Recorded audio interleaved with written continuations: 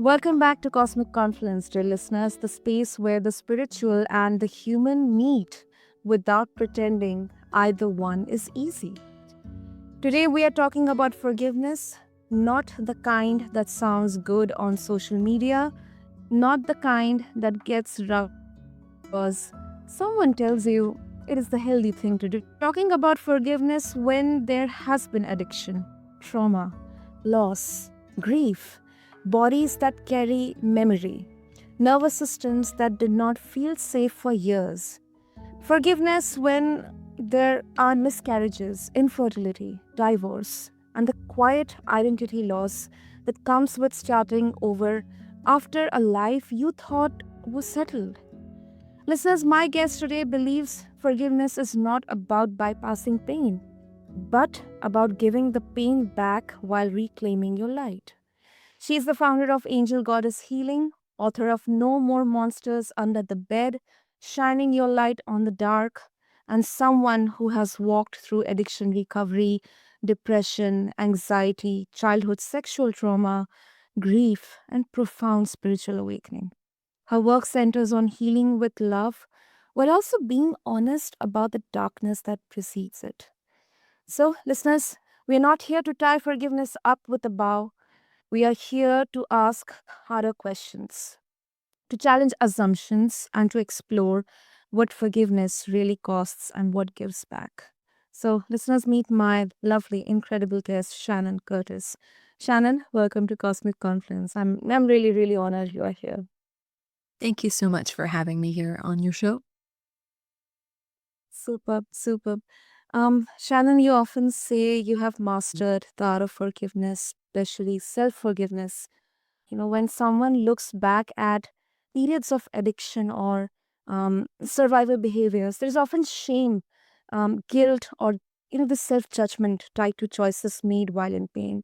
Self forgiveness for myself looked like wanting to understand my addiction, not just to judge it, but to be curious Mhm. about it and why I found myself being addicted to pain medicine. And once I went into the understanding of it, that I literally was trying to numb the pain of all the miscarriages and the grief, then I could take away the shame because I understood that it was literally preserving my life. It was something that was actually keeping me alive and in the daily activities without fully understanding the pain. So once I was able to create a safe space to let go of that pain and that shame and that anger, then my addiction just literally just fell apart, and it's been 9 years and I haven't had a craving, but it was truly in the understanding of what I was trying to numb. Mhm. That is powerful. That is powerful. And thank you for sharing that. Because when what I hear you naming is that forgiveness was not a single decision, but more of it was repetitive, sometimes exhausting and sometimes uncomfortable because I believe like forgiving yourself, uh, like sitting with the grief of who you were trying to survive as. So it really matters a lot, Shannon. It does. It really starts with having compassion for yourself. And I do a lot of inner child work with my clients. And what my understanding is when you go back to your childhood, there's programming that we are sometimes made to feel not worthy enough of being seen and heard, or our wounds. And so what happens is we start to carry those wounds on as our adulthood. And so we just start building and building on them. So I really try to wipe all that away and just go back to the innocence of my younger self. And I was 4 when I was sexually molested. And that really, really helped me go all the way back to that 4-year-old self of understanding that she was forever changed there. And so my whole life was trying to numb that pain. So, of course, having an addiction with pain pills felt very much like that would go with something trying to numb it. And so again, just going back to the self-love and compassion for yourself and understanding you're not bad. Those were just actions. Absolutely. And Shannon, forgiving others, it's often framed as something we do for ourselves, but that framing can feel dismissive when real harm has occurred. How did you navigate forgiving people connected to your trauma without minimizing what they did or rushing yourself toward peace. A quick pause for you listening listeners. If this conversation is already giving you language for what you feel inside, or if you feel it's helping you see your patterns with a little less shame, hit follow. All right, back to it. Yeah, I think people, when they hear forgiveness, the first word is okay. Letting go of that person that caused you harm, saying it's okay. And that's the exact opposite, the forgiveness method I created for my clients and walking them through and walking myself through it is first understanding it, but seeing that it was done for you, not to you. And so I truly feel like forgiveness is forgiving all that pain and that shame back to your perpetrator.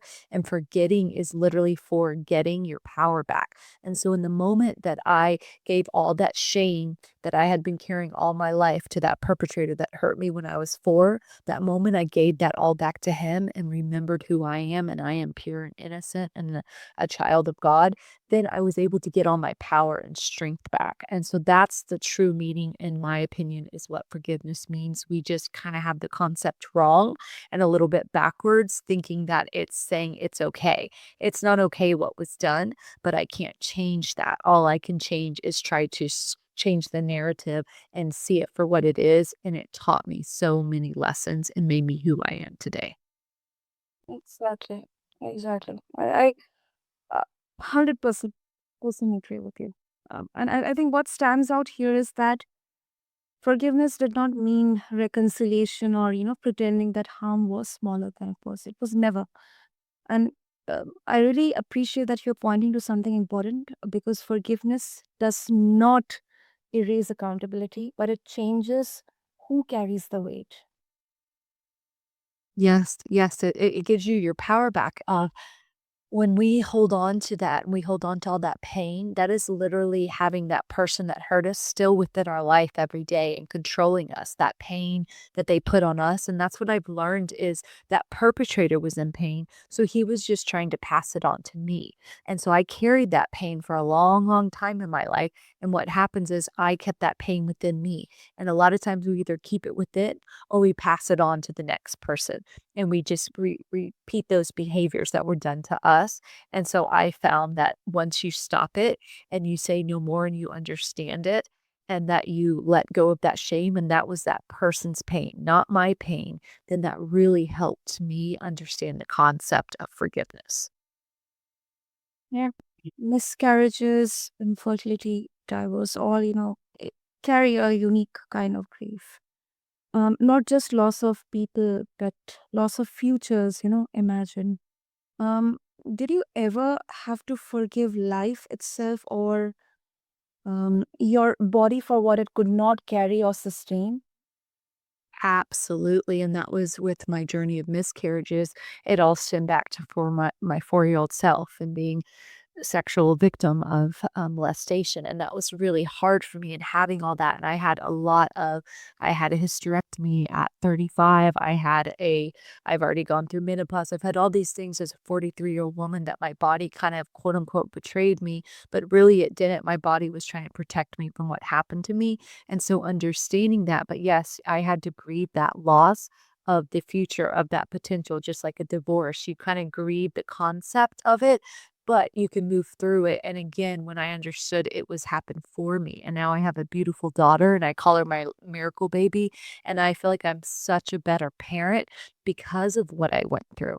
And so again, I see it for myself because I understood patience in it. I understood hope. I found that every time I got pregnant, I was going to treat it like the last time I was pregnant. And so it taught me to live in the moment and be present and not live in the past or run from fear of it happening again.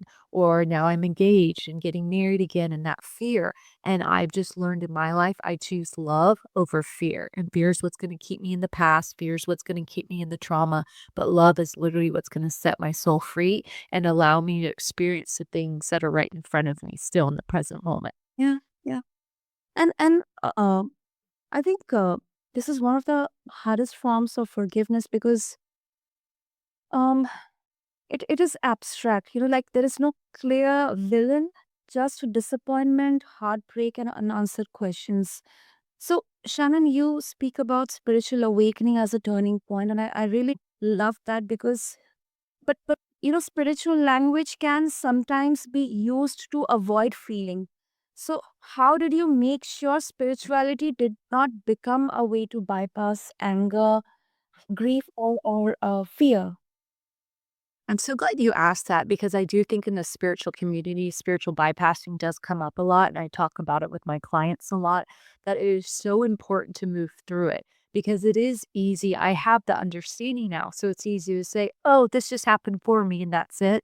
And even though I have that, it is so important in the human experience. My understanding is I'm a spiritual being having a human experience. And part of the human experience is literally experiencing all the emotions, all of them, the happy and the sad, the hurt and the pain and the heartache, but also the love and the light, all of it. And so, what I've learned is it's just as important for me to experience that physical pain as it is for me to experience the physical kind of love. And so I find that not bypassing that and actually moving through it. And the forgiveness method walks people through that, but you have to, and that's in your sacral and your pleasure zone. You have to feel those things and know that you can move through them and you're strong enough to move through them. But again, it's with a step, and you don't have to do it all at once because it can be very overwhelming. But I do think it is so important to you to feel those feelings. And there's been a lot of times in my life I have come in here and I've come in my meditation room and I've screamed and I have cried and I got it out. But what I found is I did it within the safe container so no one's hurt.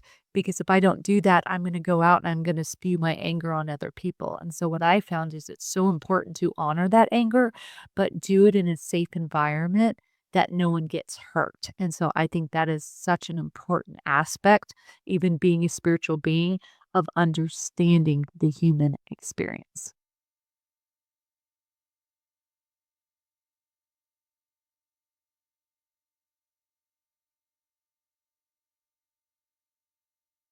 And uh, you know, I agree with you because this honesty is important. Like, spiritual growth does not automatically equal emotional maturity, and because, like, using light language to avoid sitting in the dark. I mean, your awareness that healing require both grounding and um transcendence. I think that's the exact word. It gives like permission for a more aligned, more integrated path, like more positive path. It's what I call heaven on earth. That's what I truly feel like the true masters that have walked this earth have literally learned to embody that the heaven on earth, and how heaven on earth looks for me is even in my pain. I know there's beauty in it. I know there's a lesson in it. I know there's a remembrance in it. And so I'm not going to fight those human lessons. I'm actually going to embrace them. And when fear comes up in me, that means I need to walk closer to that because that is something that's going to propel me. That darkness is about to propel me into the light. And so, like you said, it's that balance of not getting lost in heaven and the woo and all that. I'm a human. I have to experience this as well. So, being a medium and working with, loved ones on the other side, I can get lost in all of that love and light, but I need to bring it back down and I have to be a human and I have to live and do these earthly things. And so, I feel like the true mastery is learning how to embody heaven while on earth. Yeah, yeah, yeah. It's a bit of a nuanced, here. Like, I just want to introduce attention here, Shana, because some therapists and trauma survivors argue that forgiveness is not necessary for healing, and it can even be harmful if pushed too early. Like, it can either be weak or it can completely discount the entire ordeal out there. Uh, do you believe, Shannon, that forgiveness is always required, or can healing exist without it? My personal opinion and my personal experience has been forgiveness is a huge part of it. But just because I forgive somebody, I still have to walk through the steps. That's the other thing, but those are my personal steps. So I can walk up to someone hurts me or doesn't open the door or says something mean to me, and I can say, I forgive you. and continue on, but I can also experience that pain on my own and be like, ouch, that kind of hurt, and walk myself through these steps of knowing that and what it really was. And it's like, thank you for giving me that opportunity to see I don't want to be like that. And I'm a huge believer in gratitude of finding the good in it. So for me, I do believe that I have built my life's work on the forgiveness method of understanding. Again, we just have the name wrong. We don't understand what forgiveness is. And I do feel like it's important because I have to give that pain back to that perpetrator. And sometimes it's myself, meaning if I have to give myself, I have to let go of that shame I was holding on to and find my innocence and go back to my purity. And then I can get my power back. So I do in my life's work and with all my clients, I feel like we all have something to forgive. But again, just because you say it, it doesn't mean it's instantly gonna fix. That's the other thing. We want these instant things. We're living in this culture where everything happens. You have a click and you have an internet and you click on something. That's not what forgiveness is. For me, it's steps through the actual process and not bypassing all the emotions that come with it. Absolutely. Absolutely. No, I really understand there. And, I appreciate, because how, excuse me. I mean, this is something that, people like, uh, I mean, I do not want to generalize anything, but what I have observed or what I believe that, uh, it is not a moral requirement. And what you are saying reframes forgiveness as an invitation, not an obligation. You have to do it, you need to do it, you got to do it. And this distinction, it removes pressure, it restores agency. And I think that is essential for trauma recovery. I love that because I tell people that I forgive because it is the most selfish thing I can do for myself. Because when you truly forgive someone and you get your power back, it is amazing and you will understand it on a different level. But so many people think they have to forgive because they've been told that or the Bible tells you so. And I tell people I do it because it is the most selfish thing I can do for me. It feels amazing to me to say, here's your stuff back, and I'm going to get my power back. And so I do, again, think it's the way you have to reframe what we think forgiveness is really about. And at the end of the day, forgiveness is not about who hurt you, it's about yourself. Totally, totally. Um, and before we wrap up, Shannon, sometimes people adopt forgiveness as an identity, the healer or the evolved one, um, the light bringer. So, is there a risk that forgiveness can become performative or a way to avoid setting boundaries? I for myself, no, because for myself, when I forgive someone, I'm not saying what you did is okay, and I'm okay with it. I'm just saying, in my little boundary, that's not allowed. I'm giving it back to you, and I'm getting my power back. And so again, I do it as a way of protection of saying that's not allowed. I don't like that behavior, but we have it different. We think it's saying okay. So no, I think that it creates that what you're not okay with, what you're not allowed with. So saying yes, I forgive you and you don't own any more space, but I'm not saying you're welcome into my space. That's the other thing. I get to choose that. And I also get to choose how close I let you in my space. That's the other thing. That is that control, that power that we have. And so if someone hurts me, again, it might be something that I disagree with and I never want to see that person again, like my person who molested me. There's other people that maybe they did stuff that are loved ones and maybe they just lied, maybe they lost themselves. I forgive them, but I get to decide where and when, how close they are to me. Yep. Mm, mm. I think this level of self-awareness is I believe it's rare and it's needed. It's definitely needed.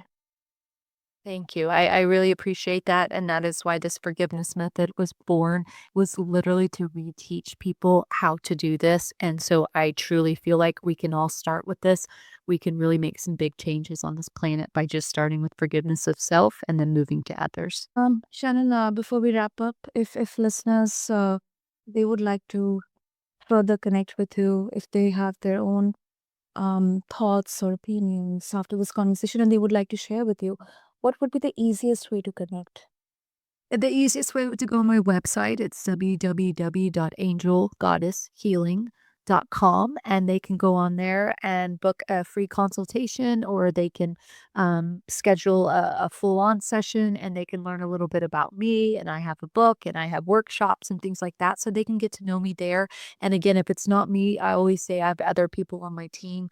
I work with a lot of vets. My fiance, he's a vet, and so I promise you, if someone needs help, I will get you in contact with the right person, whether it's me or somebody else.